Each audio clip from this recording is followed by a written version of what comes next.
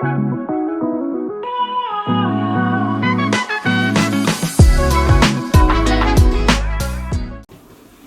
んにちは、マダムサライです。いつもご視聴くださりありがとうございます。改めまして2024年もご視聴よろしくお願い申し上げま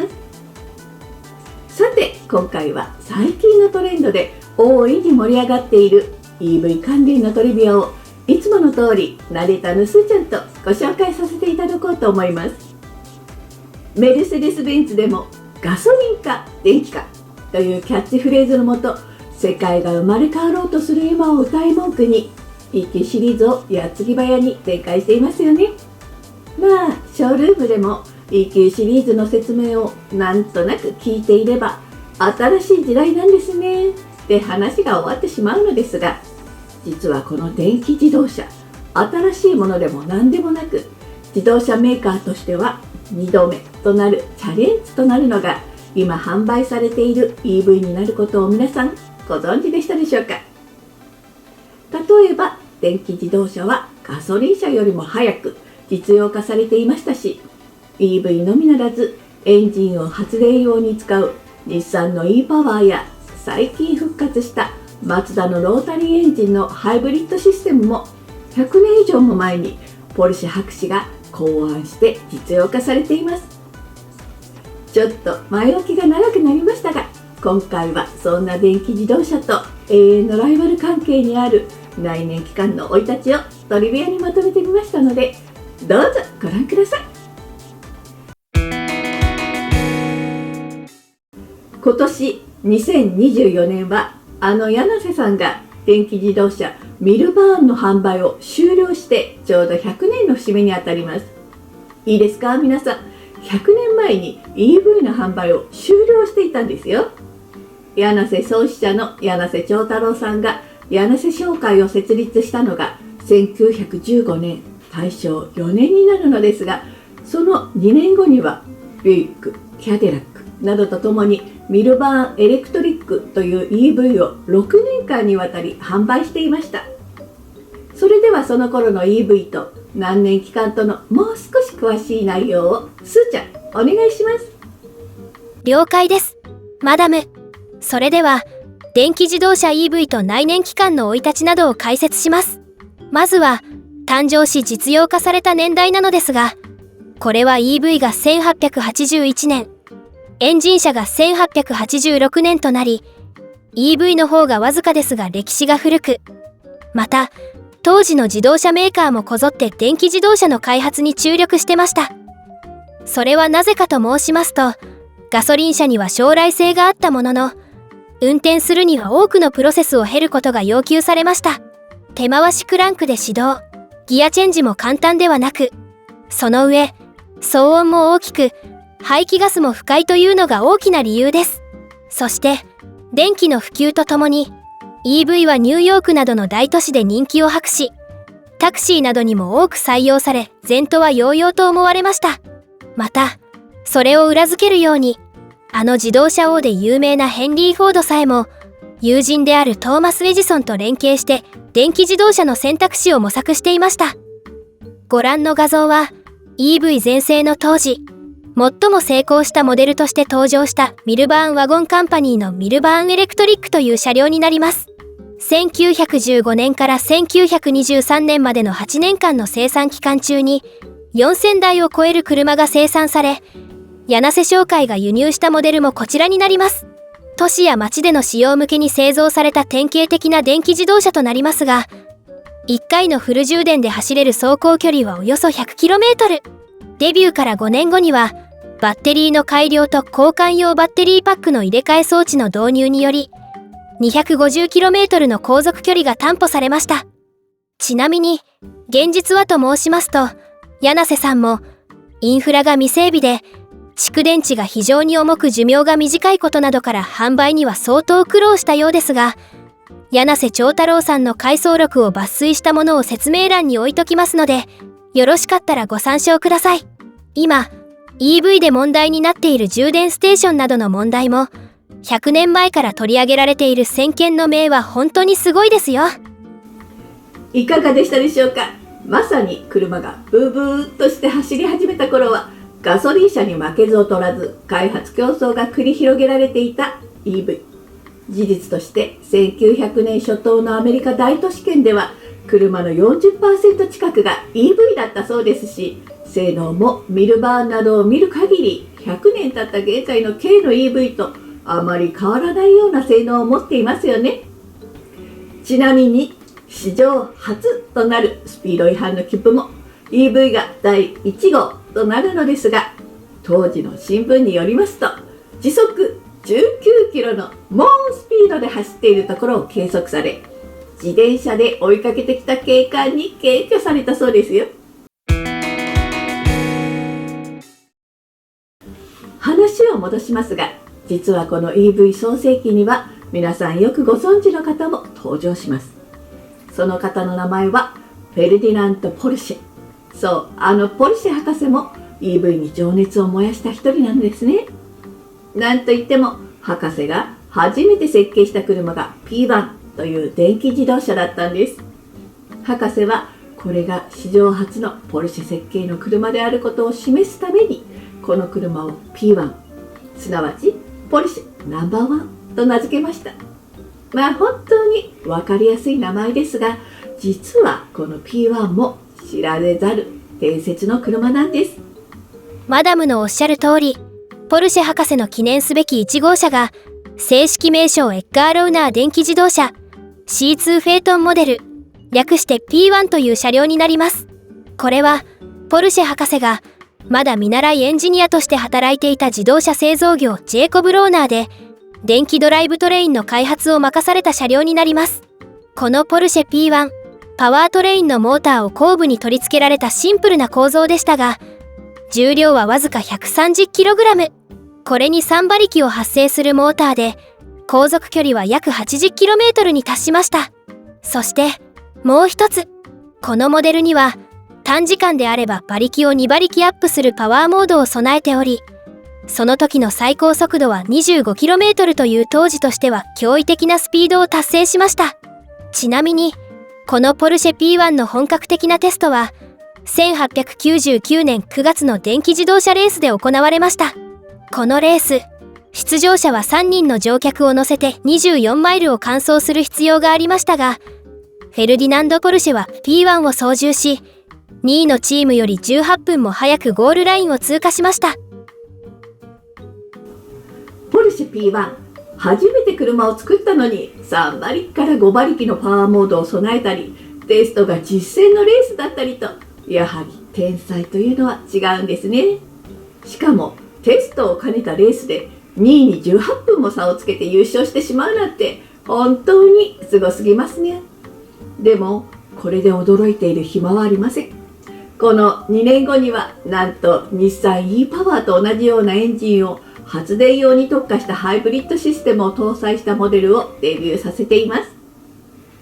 なんとこのモデルにはプリウスでもおなじみの回生ブレーキシステムまで搭載されていたんですね。マダムが驚かれるのも無理はありません。ポルシェ P1 の開発からわずか2年後、ポルシェ博士は EV の弱点である航続距離を補うために、世界初のハイブリッドカーであるゼンパービブスを設計しました。これは発電用に特化した 2.5 馬力のエンジンを2機搭載し、バッテリーに絶えず充電することにより航続距離を飛躍的に伸ばしたモデルとなります。その上、ホイールハブにも回生ブレーキシステムが搭載され、制動時の運動エネルギーを電力としてバッテリーに供給するという画期的なアイデアも盛り込まれていました。なお、このハイブリッドカー、ゼンパービブスは、1901年に量産対応のローナーポルシェ、ミクストとして発売されましたが、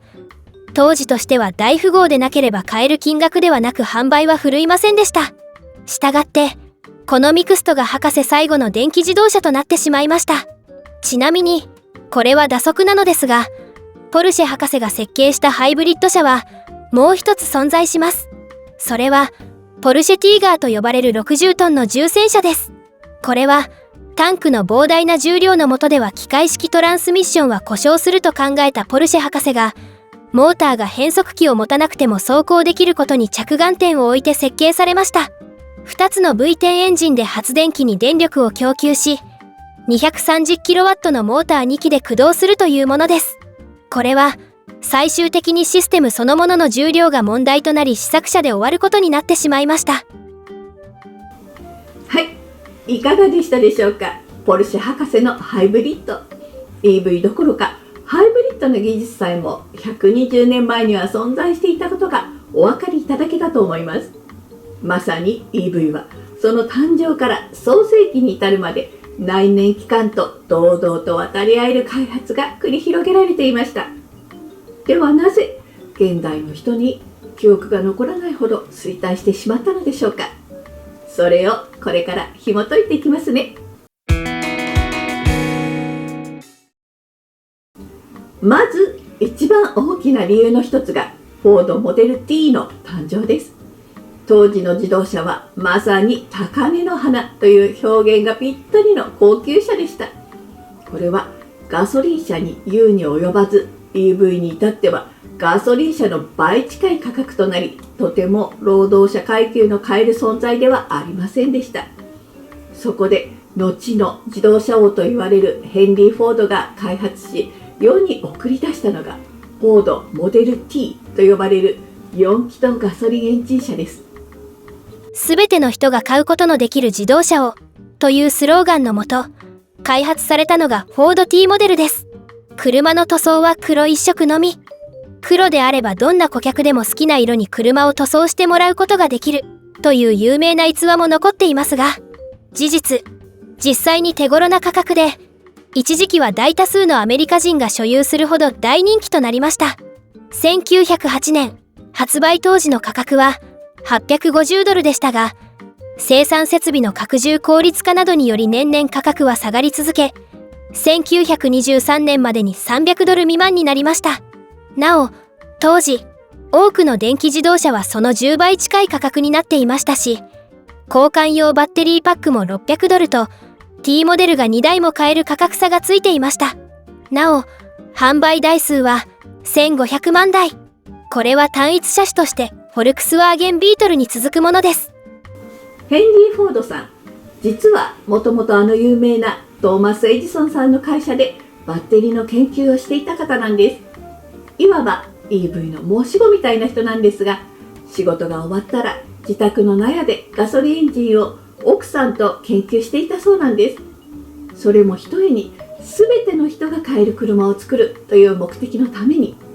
まずはエンジンから開発を始めていたんですね。もう言葉が出ないほどすごい人。ある意味フォードさんがいなければ今の車社会も変わっていたのかもしれませんね。皆さんはどう思われますか？そしてもう一つの大きな要因が電気モーターなんです。 EV の誕生には動力の要である電気モーターの発明がなければ成り立ちません。でもその電気モーターが EV の終焉を招いたと言っても決して過言ではないんです。ではガソリン車の電動モーターは何かと申しますと、そう、エンジンをかける際のスターターです。日本ですとセルモーターと一般的に言われていますが、そのスターターの発明がガソリン車を大きく飛躍させました。でもその開発には悲しい物語が背景にあったのです。当時のガソリン車はエンジンをかける際、クランク棒を勢いよく回してエンジンを始動させなければなりませんでした。これは非常に大変な作業でもあり、また大変危険な行為でもありました。EV が高価だったのにもかかわらず売れ行きを伸ばしたのは、ひとえにこの指導方法が原因だったという説も存在するほどです。1908年、ミシガン州で路上に止まっていたキャデラックの女性ドライバーは、クランキングができず途方に暮れていました。そこに、たまたま通りかかった運転手が手助けを申し出てくれたそうです。彼の名はバイロン・カーター。たまたまキャデラックの創設者ヘンリー・リーランドの友人でした。カーターは勢いよくクランキングをさせますが、それが裏目に出てクランク棒が顔面に当たり、後日亡くなられてしまいました。このカーターの事故をきっかけに、リーランドはキャデラックの自動車からハンドスタータークランクを廃止すると誓いました。そして1912年、開発から特許問題など紆余曲折を経て電動スターターの装備に至りました。私もクラック棒を回したことがあるのですが、はっきり言って無理です。バイクに乗っておられる方ならケッチンという現象の方が分かりやすいでしょうか。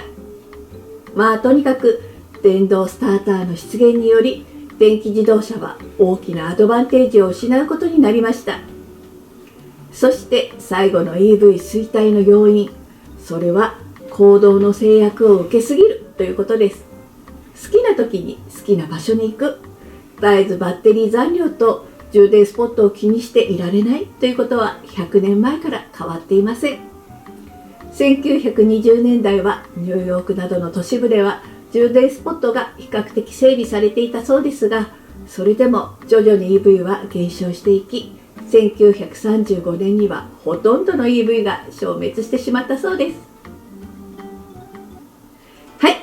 以上で駆け足ではございますが、電気自動車 EV のトリビアを終わらせていただこうと思います。